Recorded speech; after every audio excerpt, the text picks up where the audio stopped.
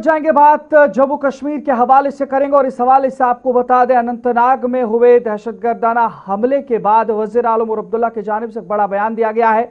वजीर आलम उमर अब्दुल्ला की जानिब से जो बयान दिया गया उसमें उन्होंने कहा, बिना तहकीक के घरों की मिसमारी से दहशतगर्दी खत्म नहीं हो सकती, मुकम्मल तहकीकात के बाद ही कार्रवाई होनी चाहिए। यह वजीर आलम उमर अब्दुल्ला की जानिब से कहा गया।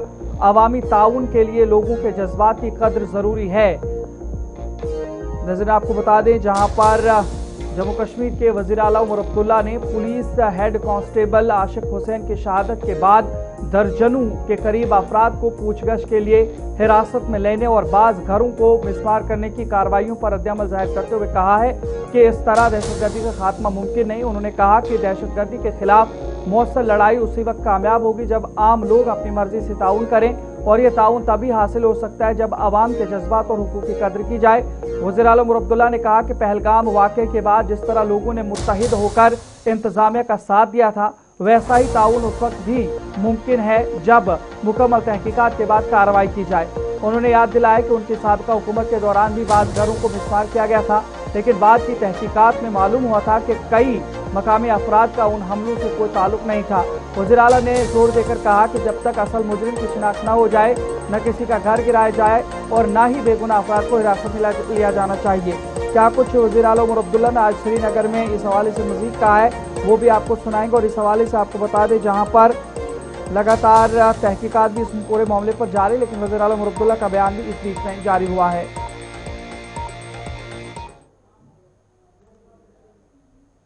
मैं अब पुलिस की नाराजगी को मैं समझता हूं,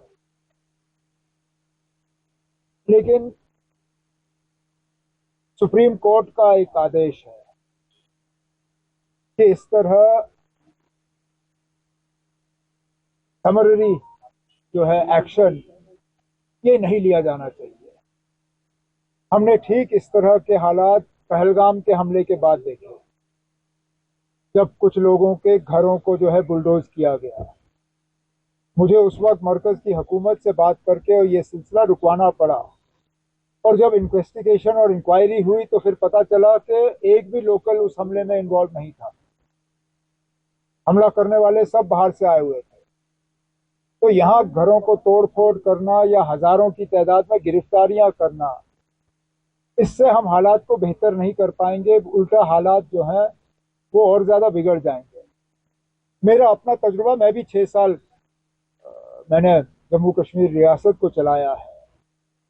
उस वक्त हम रियासत थे, पुलिस का कमांड हमारे हाथ में था, और हमने उस वक्त हम जानते थे कि लोगों को साथ लिए बिना इस सिलसिले का खात्मा नहीं होगा। एक हद तक हम जरूर पहुंचेंगे पुलिस, आर्मी, सीआरपीएफ सारों का इस्तेमाल करके, लेकिन इसका असली खात्मा तब होगा जब आम लोग हमारे साथ मिलके इसकी मुखालफत और इसके खिलाफ उठेंगे। जैसे पिछले साल पहलगाम के बाद हुआ, आम लोगों ने अपनी नाराजगी का इजहार किया और पहलगाम के हमले के खिलाफ जो है अपनी आवाज बुलंद की। आज भी लोग नाराज हैं कि उस पुलिस के हेड कांस्टेबल को, आशिक को इस तरह बेरहमी से मारा गया।